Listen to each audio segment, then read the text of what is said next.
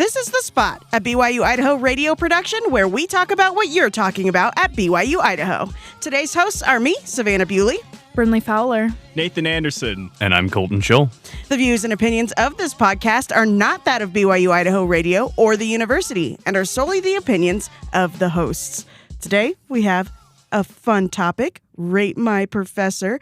Do we use Rate My Professor? Do you guys use Rate My Professor? Yes. Absolutely, I do. Absolutely. Every single semester I use Rate My Professor because I just, especially for religion courses where I don't know any of those professors, I want to know who does the best at teaching with the Spirit, right? Oh, absolutely. I would say that Rate My Professor is at its best when it's in a department you have nothing to do with, and that it's at its worst when there's only one professor you can possibly take. Yeah. Because then it just gets you scared for what's coming, impending doom, if you will, you know? That's so true. I think I always used it for general courses, but as I got to know the professors within my major, I kind of stopped using it because I'm like, you know what? I'm a good student. Like, I know I'll succeed no matter what. It's still good to look it up just to see what other opinions are out there. But ultimately, like you said, Nathan, there's only one professor, so you just gotta either suck it up or get excited or just, maybe make a difference. Yeah. I don't know.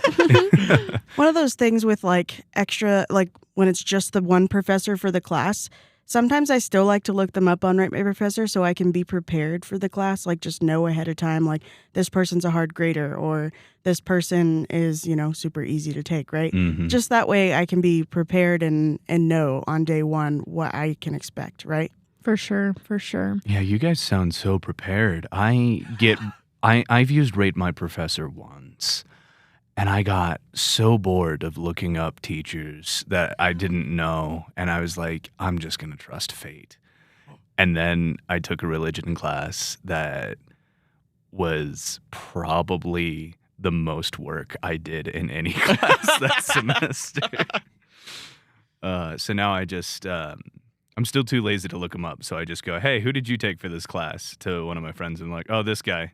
Not it was highly lecture based. You have a little bit of writing, and I'm like, "That's perfect." That's a good alternative, though, asking your friends, Yeah. because I feel like sometimes professors bring up Rate My Professor, right? They do. And so they even ask for reviews, or they say, hey, what'd you hear? Because, they're just kind of wanting the gossip or whatever. But I think a great alternative is just simply asking someone you trust, like your friend. Or even you can ask other teachers as well, hey, who do you know that would be a good professor for this course or that course? It's kind of funny if we compare it to last episode with the old-fashioned way of meeting people. It's the old-fashioned way of finding a class is asking around, because that's what they used to do. I mean, yeah. Couldn't know unless they had already taken it. Mm-hmm. So why do you think students would want to use Rate My Professor? I know for me, I just like to be prepared and I like to know. What do you guys think?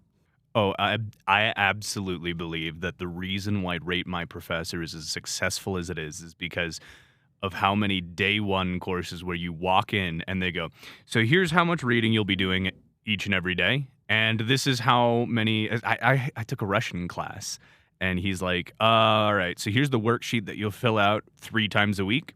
It accumulates to 800 words in total that will be required. And this is secondary to the amount of reading that you'll do. This is a separate thing from the chapters that you're also going to read.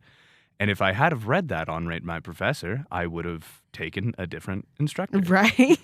Yeah, I would say the frequency of use definitely comes from getting burned one too many times. But if you I feel like one of the reasons Brinley, you might agree, in the comm department, it's pretty easy to just well, I like most of the professors here, so I don't really care who I get, I guess. The comm department has some really great professors. We can brag about Brother Isle, right? Yeah, absolutely. He's wonderful. And actually, we'll be hearing from Brother Isle here soon in our interview. But Brinley, what do you think? Why do people use Rate My Professor? I think they use it, for me, it's in preparation for the semester.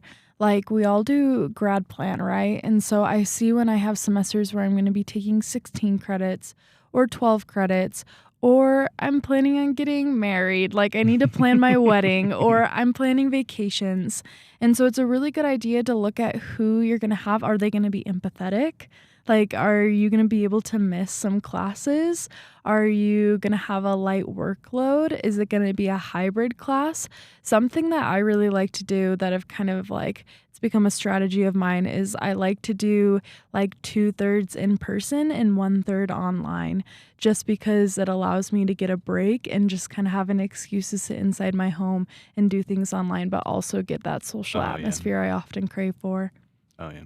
The best semesters are when you have taken courses strategically so that you don't have anything on Friday. Yes, like in person. it's so It's true. good. So nice. So nice. And even honestly, I'm one of those students that would rather take 4 classes on Thursday Mhm. and not have any classes on Friday than have 2 on Thursday and 2 on Friday. Agreed. Yeah. Dang. It's just so nice to have a 3-day weekend every single week, and sometimes 4 if you have Mondays off. Mm. Like True. for cool like holidays and stuff. But we did talk to a few students around campus and like their thoughts on Rate My Professor. So here's what they had to say. So what was the most interesting thing you've ever seen on Rate My Professor? Oof, that is tough. Funniest? Basically, there was a writing and reasoning foundations professor that I didn't wind up actually seeing the review for until after I had taken her class. And the main thing that the review talked about was saying like, oh, well, she turns the whole class into a religion class rather than actually teaching you to write. And once I like read that review, I was like, that's exactly true. And I don't know why I didn't look at it beforehand, because that would have saved me a whole lot of grief. But, you know, it's fine. What was the most interesting thing you've seen on Rate My Professor? I've only used it once to search up one, and I just all good reviews. So you would recommend it then? oh yeah, absolutely. Okay. That helped me a lot. What has been the worst rating you've seen on Rate My Professor? I think the lowest I've seen is like 1.2. What has been one of the most interesting things you've seen when you've used Rate My Professor? Just how accurate it is. Like, people are pretty honest about I found that like the professors that are highly recommended, I usually have a really good time with, and there have been times where I've only been able to get in with professors with lower ratings, and it's been a not pleasant experience.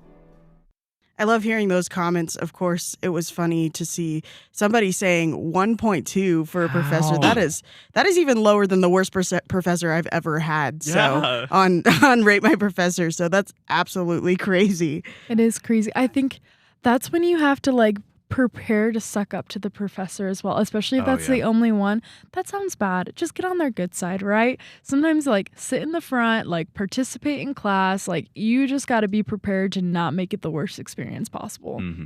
That has to be the only teacher for that course. There is no way that they're just like coasting on, yeah, I'm the worst teacher. It's how I make sure I only have 7 students in each class. And you know that's exactly why they have people, right? Because they just have to be the only person that you can take it with. And it's kind of like, now, don't get me wrong, I love Sister Scholl's, but 7 a.m. for Intro to Comm, that is rough. And it's the only time period you can take. Sister Scholl's is absolutely a wonderful person.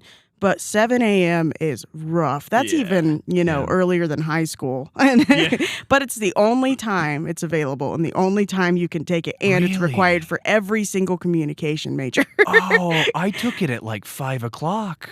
When was this? Back in 2018. Oh, okay. So it's been a few years. They used to do it later at night. I will say that, like, you gotta, one of the things I think about with Rate My Professor and why it's so interesting is because the school already does like a review process for most of their professors. Usually they have like a review your professor like assignment, right? Like at the end. Oh, true. Yeah, like 1 point or whatever. So they do vet, like they do check on like the quality of their professors at the school. I guess students have recognized maybe that like doesn't really change much in reality, like, except for when it maybe accumulates over time or something like that. I don't actually know how the process works, but So that's actually super interesting. So before the episode, I looked up a little bit about Rate My Professor. And one of the original things that they did is they actually created a bot that scrubbed the UC Santa Barbara professor rating site and just like pulled all of that data and just essentially made it available to people. And then they just started hosting reviews and stuff to every give school. People, yeah, essentially. It's kind of like how Facebook was originally for one college, and then it just expanded to everyone. It feels like Rate My Professor started as, hey, this data exists. What if the students could see it? And then it just expanded from there. See, and that's great. But also the biggest thing, I guess, the reason why I don't use necessarily BYU-Idaho's, but I use Rate My Professor, is because Rate My Professor has these little spots. It's like, would you take this again? You know, the level of difficulty, you know, things like that. And I enjoy seeing how much homework load that person has, right? Oh, yeah. Because some classes I don't mind having a little more of a homework load because I need that, you know, like especially my communication classes. But when it comes to a religion course, sometimes I would prefer to have the class that you're reading the scriptures and talking about them versus like, you know, let's do 3 different papers every week about this talk, and this talk, you know, Right. like that's just a lot of work to put in, which I love the gospel and I love those kinds of courses. But when I have a lot of hours to put into these projects for communication, Oh, my goodness. there's a lot of projects, a lot of video projects, a lot of, you know, audio projects and things like that. And you need your time for that. And so I like to try and take a little bit easier course loads for religion courses. So that's one of my favorite parts of Rate My Professor is just the, would you take it again, the homework level, that kind of stuff. Do you guys use that side of Rate My Professor? Yeah, I definitely do. I like seeing the level of difficulty for sure. And I also like they can like attach like attributes to professors, like inspirational or whatever else you can think of. And I like seeing that just so that I can get a little bit of a hint to the personality of the professor. I also really enjoy reading the reviews. However, I think that, do you guys still use the phrase like subtweet? Where you like at someone, like you're basically talking about someone, but like you're doing it kind of like anonymously and just like Absolutely. Yeah, it's just like, and it's kind of just like a little bit of a stab in the back, but you're doing it anonymously. I just think that is totally like, we all know who you're talking about. That's totally like Rate My Professor. I think it kind of gives the students a little bit too much power sometimes just to be petty, but you just got to be able to recognize those comments and kind of disregard them. Like, oh, he wouldn't bump me up to a 93%, not a homie. Like he wouldn't let me in the classroom because I was late a couple of times. Like you just like, some people just go on to rant and be petty, and I think you just got to disregard those comments. But they are entertaining and some of them are helpful, but you just like take it with a grain of salt, right? Oh, yeah. You can definitely see, if you read through them, you can see the people that it's like, oh, you were never taught responsibility in your life. Were It's you? so true. It is so true. Yeah, like the students are like in Weenie Hut Jr. on a lot of reviews, especially if there's like a new professor. There's only like 2 reviews. One of them is completely useless because there's just like a bad student. That's just the reality. Oh, yeah. And that's actually very common, I would say, across the board. So you got to kind of like discount some of the like super like there is some kid, like I don't know who these students are that are giving like 5 O's on these professors. Like even after I take them and I like the professor, I'm like, that's a little what? That's a little over the top. But then like you have the other students who are just like, there's no reason you should ever take this. 1 out of 5, useless, like horrible. Like what? No, there's no way. Like that when you they believe say that. useless, you're like, Yeah, it's just Like no one's useless. God created all of us. So Actually. Yeah, it's oh man, yeah. We just need I don't know. I don't believe in the 1 rating, like the 1-star rating, unless it's like I don't know. I could barely think of even reasons to give a 1 rating. And honestly, that's a good point because I've had some wonderful professors that have some really bad reviews because they were honest with their students and they were trying to help. One of those people that I would love to talk about is Brother Malum, Christian Malum. He is a video teacher. He's a video professor here on campus, and I love him. I think he's wonderful. He's hilarious. He's sarcastic. He's British, which, you know, is awesome. And he always, like at the very beginning of class, the very first class you ever take with him, day 1, he brings up his Rate My Professor and shows you. Literally, he's like, yeah, I'm like, you know, down to 3.2, but that's because this person and this person and this person said this. And then he just like goes through and he's like, look at this. This is hilarious. And just roasts himself with Rate My Professor, which is absolutely hilarious. Hey, speaking of professors, talking about Rate My Professor, we actually got to talk to a professor about Rate My Professor. Here's Brother Brandon Isle, who's, of course, the professor for the radio practicums, and he's also part of the Scholl practicum as well for communication. So we got to talk to him about Rate My Professor. Here's what he had to say. This is Caitlin Tippett with The Spot, and I'm here with the Radio Services Manager, Brandon Isle. Thank you for coming in today. Yeah, thanks for having me. So today we're talking about Rate My Professor and the different experiences kind of here on campus. And so what are some of the pros and cons that you've seen with Rate My Professor? Yeah, from a professor standpoint, I think as I've looked at it, I can kind of chuckle. I mean, it's a good laugh. Sometimes you'll get a bad rating and you're like, I know who that student was. Like they didn't show up to class or they didn't do their homework, and so clearly they didn't do well in the class and they don't like you. But then you get some good feedback that's actually constructive. And I think that's where it's helpful when students actually say something specific that can help a professor improve the class. That's where it really helps the professor.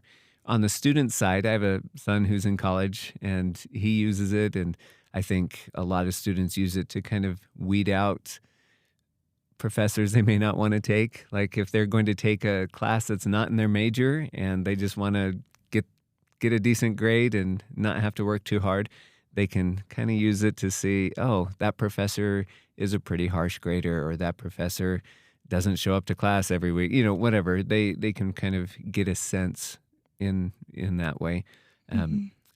I hope students take it with a grain of salt, though, because some students, they just aren't good students, so they're going to rate professors poorly who don't deserve it. Right. Keep in mind that there's definitely a wide range of comments because just anyone can comment. And so like you might have kind of that more haters, right? That's just like basically just venting out to the world without any real concrete reasoning. But then, like you said, you also have those who really do take the time to consider how it can be improved and stuff like that. So I think that that's really cool to notice and take heed to. And then I was also wondering just kind of like, what's been your personal experience? Like, have you felt like it's helpful? Like, do you feel like the majority of your comments are helpful comments, or are they mostly kind of on that hateful spectrum? I think they're neither, really. They're just kind of good class, Brother Isle, this and that. I have a higher rating, but I don't have a lot of students who have commented. I just looked, and my last one was from almost a year ago, and so I don't know how helpful that is. Students have rated me from different classes that I've taught, so I guess that's helpful. But I never really look at it. Students may look at it and go, oh, whatever. They take it. Students show up in my class, so Yeah. I guess that's something. But one funny thing that has happened, I have a teenage daughter, and she decided to look me up one time. She just, I wonder if my dad's on Rate My Professor. And so she looked up my name and found it, and she's reading the comments, and kind of her reaction was funny. She goes, Dad, they like you. It's like, well, I hope so. But she was surprised at, I guess, my interaction with the students and how they perceive me as a teacher. And it was just a funny conversation we had after that interaction. Oh my gosh, that's so awesome. I think there is definitely a lot of kind of a bad rap almost kind of surrounding Rate My Professor of just like that there are a lot of comments that, just kind of not really respectful to the teacher or what they're doing and stuff. And so I can see why she would have been like, what? They're actually saying nice things here. And so I think that idea of just really using critical thinking, right, instead of just taking it at face value. Do you feel like if you do take it in that perspective of more like critical thinking, that it can be beneficial to students, or do you think it's just kind of a waste of time? No, it can totally be beneficial to students. But again, just taking that grain of salt that not every comment is going to be accurate. Awesome. Well, thank you for taking the time again to come in and talk to us a little bit more about Rate My Professor. Yeah, thank you. Good old Brandon Isle. I love Brother Isle. And I'm not just saying that because he listens and monitors to this podcast. He is actually a wonderful professor, so I'm not surprised that his rating is so great on Rate My Professor.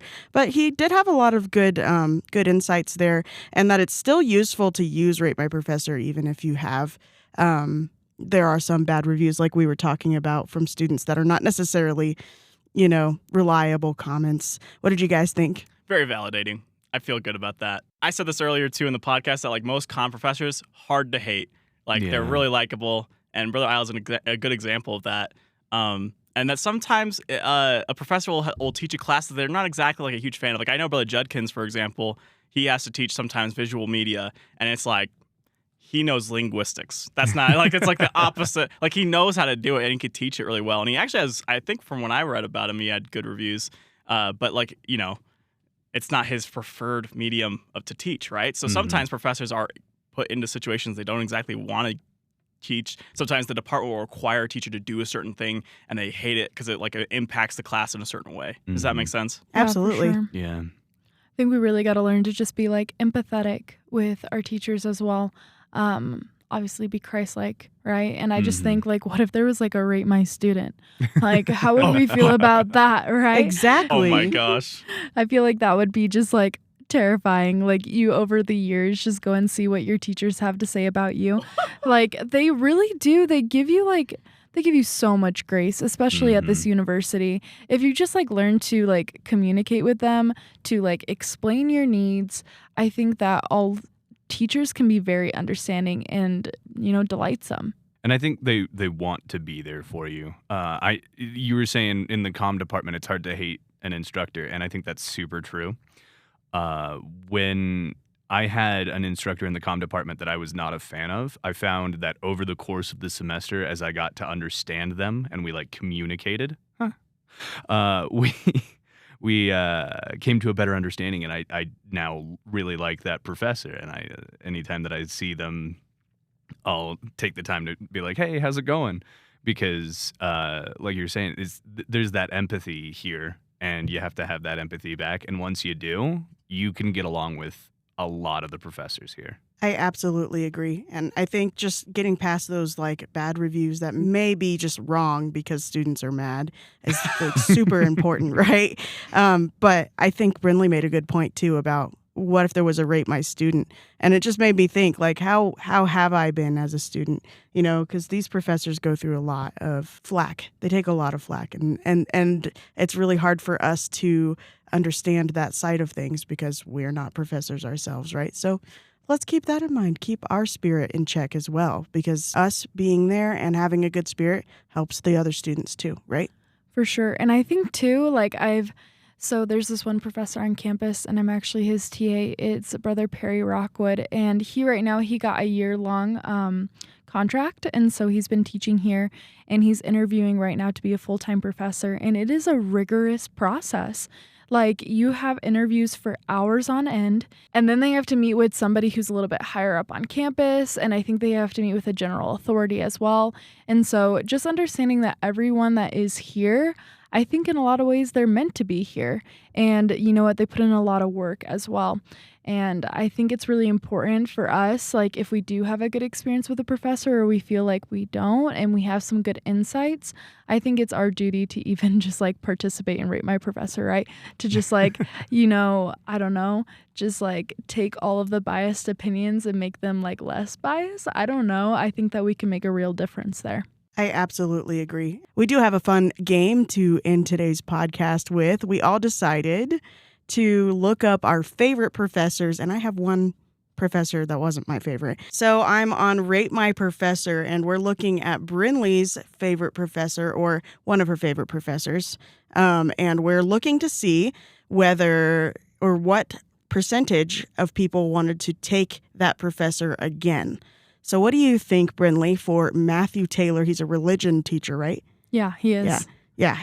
What percentage do you think wanted to take him again for a religion course? Ooh, I'm kind of biased just because I have taken him 3 times. And so obviously I would want to take him again, but I would probably give him like a 90%. Like, you just have such a great experience in his classroom.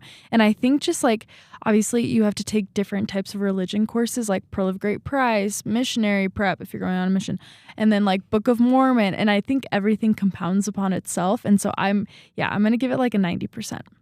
And his real percentage is 94% would take him again. So, hey, if you're looking for a religion course, Matthew Taylor is the one to go to. Our next person, Spencer Hackey.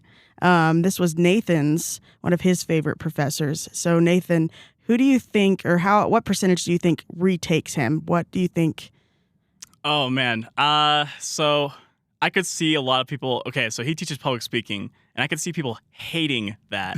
I could also see people really enjoying just him as a person, and also enjoying like his way of doing things, how dynamic he can be, because he does great things a lot differently than many professors. I would say probably, I'm going to guess around like 80%. Okay. You ready for this? I'm not. 97% No of students way. would take his class again. Holy. Would take his class again. What do Wow. you think difficulty level? Difficulty. Oh, gosh. Out of 5. Out of Out of 5? 5, yeah. I'm going to go 3. I think that public speaking can go really easy for some people and super difficult for others, so it's got to be in the middle. It is a 2.3. 2.3. So there you go, Spencer Hackey right there for Yeah. any of you comm majors who need to take public speaking. Oh, yeah, Hold on. he's That's great. crazy. It's crazy. I actually want to mention something only because I can see like the ratings now. Like I can see the computer, but he has 74 ratings. And so that is something to keep in mind when you're looking at professors. true. Like, do they have 5 ratings or do they have 100? Do they have 70? Like, you can say that this is pretty accurate. 74 different students and a 97% would take again rate. That is fantastic. And he is rated at 5 out of 5. Like everyone wants to He's take his incredible. class. Wow. It's spelled Haaacke, guys. Yeah, yeah, Man. that's the way to spell Hackey. I did not know that when I was looking him up on Rate by Professor, and they were like, "Hey, it's 2 A's and it's spelled very differently." So yeah, if you're looking for a comm major class, is it professional presentations or Yeah, is professional presentations. Yeah. Yeah, I think he does both. I think he does the lower level and the higher level of that course. And he also does study and life skills, which is one of the required general courses on campus. Well, there you go, guys. Oh, Spencer That's Hackey. big. Remember him. Our next is Colton's professor. Yeah. He chose Jonathan. Is it Ostad? Ostad, yeah. Ostad. Okay, yeah. What do you think? For how many people do you think would take his class again? So What percentage? I really liked him, but I can see how some of the things he does might irk some people. So I'm going to guess around 85. 85% would take him again, if not higher. This might be a shocker to you. Yeah. 61% would Yeah. take him again. So we go to a religious school. And he is a little bit more progressive than some of the other teachers you might I be see. prepared for. And he teaches a humanities course called Modern Art and Propaganda. And a lot of the topics that you cover in that course cover historical things that were not as in-depth covered in our stuff. And I can see how that would upset a lot of people. But if you are a little bit more open to being pushed to not necessarily defend yourself, but think about your core beliefs and values, not as a am I wrong, more of a am I wrong in thinking about this in the way that I have. He pushes you to sort of explore why you feel how you feel and why you believe what you believe. I don't think that anything he says is faith-shattering. It's more so bubble or comfort zone or perception-shattering. And I think that's a very healthy thing, and I think it's something that not a lot of people are prepared for, and that would scare them away. I That could totally being see said- that. Yeah. Yeah, that being said, what do you think his level of difficulty is out of 5? Level of difficulty. Out of 5. Out of 5. It wasn't that hard. It was a lot of just, hey, read this and take a test and then show up to class. So I'd say somewhere around a 2. This is 2.5. crazy. It's a 4.1. What? 4.1 No. Does he teach another Colton, class you're a that's different hard? breed. Yeah, you're just built different. I'm a different person. I'm Apparently. a different person. What do you think his overall rating is? Overall rating, I guess, based on that, maybe a 2 or a 3 based on what we've learned today. Yeah, 3.9. 3.9. Okay, yeah. It's still not see, bad. He's highly That's actually way rated. better. 'Cause Yeah. It's out of 5, right? Yeah, That's out of 5. basically that's a almost a B. Yeah, exactly. Almost a B, right? That's an No. interesting critique that you have of him, that he teaches critical thinking essentially, Yeah. from what it sounds like. No, I think he's a great instructor. I really do. I think that people just aren't prepared for him. It's like in Back to the Future where he's just like, I don't think you folks are ready for that, but you kids are gonna love it. So we're going to mine, and I'm not going to go to the tab because then I would be cheating. But Joel Judkins, I took him for interpersonal theory and communication. I think I had him my first semester here on campus. He's a wonderful, wonderful teacher. I absolutely love him. So I'm not going to look at his page. Maybe I'll put it up, and then Brinley will look at it. Yeah. So I'm going to not look at the computer screen. Don't look at the computer. Okay. Okay. So for his take again, I think it's going to be pretty high. He has 138 ratings, and so that's a decent bit. And That's so a decent bit, you yeah. got to think there's going to be a size. wide range here. But yeah, what do you think for would take again percentage out of 100? If it was specifically for the class I took interpersonal, I would say 100%. He is amazing and Okay. loved his class. So if he has a couple other classes where people think differently of him, I would say maybe 91%. Ooh, that is super close. It's 88%. 88. Okay. Wow, okay. that's actually lower yeah. than I thought it would be. I'm shocked too, honestly, because Brother Judkins is absolutely amazing. So, but like I said, some people are really harsh on him in the other classes, which I think is really sad because I love him so much. He's a awesome. wonderful professor. He is great. What do you think his level of difficulty is out of 5? Oh, difficulty. Let's see. I mean, he does give homework, but the homework that he gives is really great. Like, I don't know how to describe it other than like in interpersonal communication, he literally gave us an assignment to hang out with a group of people and like, rate our hanging out with those people versus whether we would be, on our phones or not on our phones and how the quality of time with people is different. And that is an assignment in his class. So to me, let's see, his difficulty rating is probably, I would say a 2.5.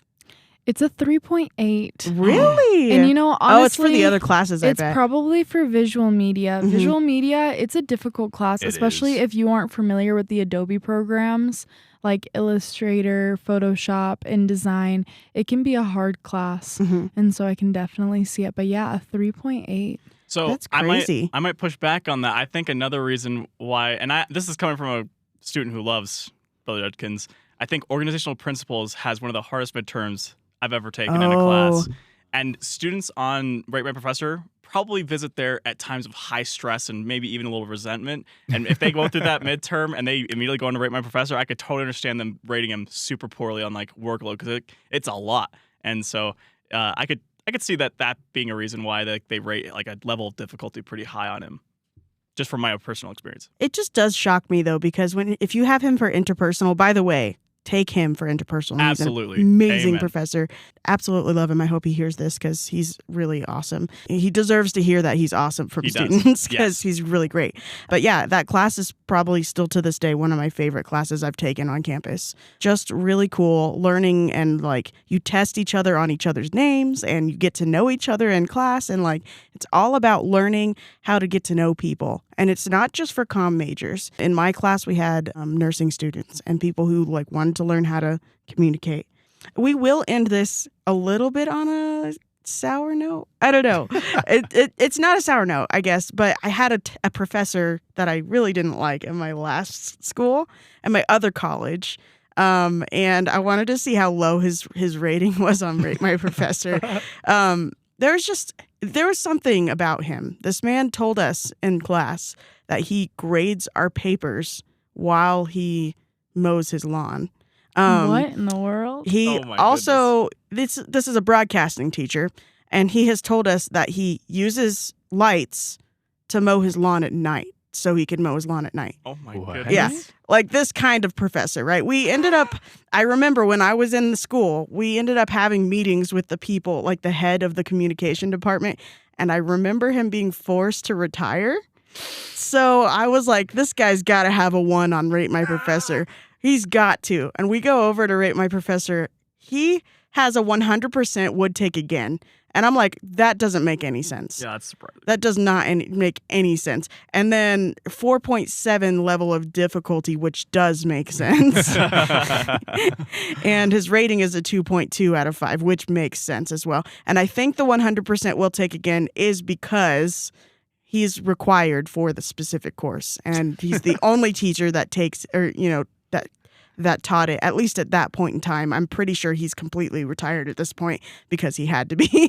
So it's less of a would take again and more of a I have to take again. Yeah. Oh, no. But 17 out of 49 ratings said awful. Man. And then all the other little categories have less than 17. So there you go. Most people called him awful. just really quick, I wanted to sneak in because I remembered something about Dr. Ostad, and I figured out why his workload is so high on there. I took a revamped course. He was literally like, we just restructured this course. And so I think I snuck in and got the easy version. So, go back and take that course again if you didn't like it the first time. You've been listening to The Spot, a production of BYU-Idaho Radio. Today's hosts were me, Savannah Bewley, Brinley Fowler, Nathan Andersen, and Colton Scholl. The views and opinions of this podcast are not that of BYU-Idaho Radio or the university and are solely the opinions of the hosts. This episode was edited by Hayden Hahn and me, Savannah Bewley. Producers were the hosts with supervision by Brandon Isle and Natalia Hepworth. Our theme music is Finding Happiness by DJ Quads and The Perpetual Ticking of Time by Artificial Music. To listen to more episodes of The Spot, like and follow us on social media or visit our website, byui.edu/radio, and click podcasts. Be sure to subscribe to the BYU-Idaho Radio podcast on Apple Podcasts, Google Podcasts, Spotify, SoundCloud, or wherever you get podcasts. And also leave a review of the show and leave a comment on what we should talk about next.